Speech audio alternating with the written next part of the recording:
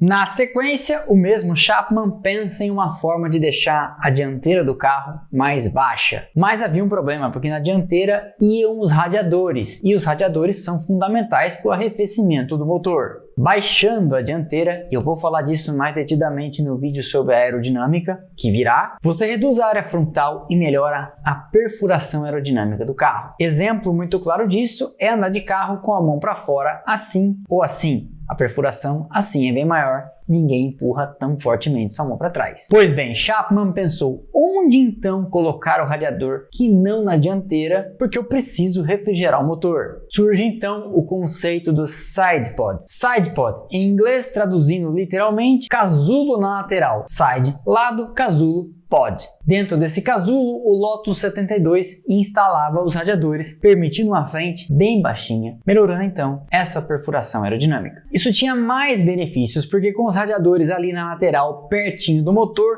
você economizava peso com tubulação, já que na dianteira é bem mais longe e essa tubulação tinha que passar por todo o carro até lá na frente. Com o tempo, uma a uma, todas as equipes do grid foram rendendo-se a essa brilhante conclusão de que fazia muito mais sentido colocar os radiadores na lateral do carro e tirar a frente, melhorando não só a aerodinâmica como distribuição de peso e etc. E estão aí vindo os carros de 2024 ao mundo e pode apostar, nenhum deles tem um radiador no nariz. Pode me cobrar.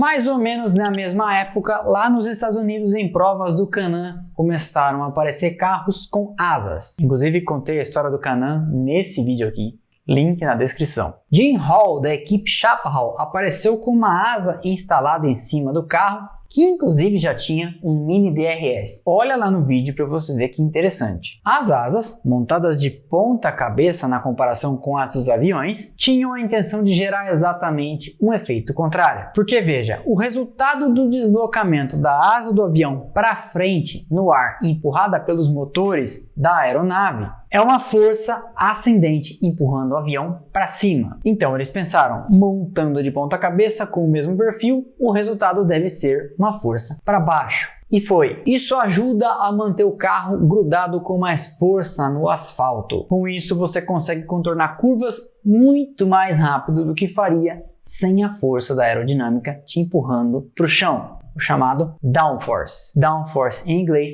força para baixo. Além do melhor contorno de curvas, isso permitia também que o piloto freasse muito mais dentro numa curva, maximizando o tempo de pé cravado no acelerador. Afinal de contas, os pneus estariam mais bem pregados no chão e pneus mais bem pregados no asfalto te permitem frear num ponto mais extremo. As primeiras asas que apareceram na Fórmula 1 eram tenebrosas, com risco de cair, e rapidamente a federação atravessou o caminho das equipes dizendo: as asas deverão ser componentes estruturais dos carros e não suspensas dessa forma. E aí o já mencionado Colin Chapman com o Lotus 72, que também eu já falei aqui hoje, foram os primeiros a incorporar o conceito de um carro todo ele construído em torno da aerodinâmica. Por isso, inclusive, a necessidade de abaixar a frente lá na história do side pod. Desnecessário dizer que a tendência veio e ficou daí até hoje.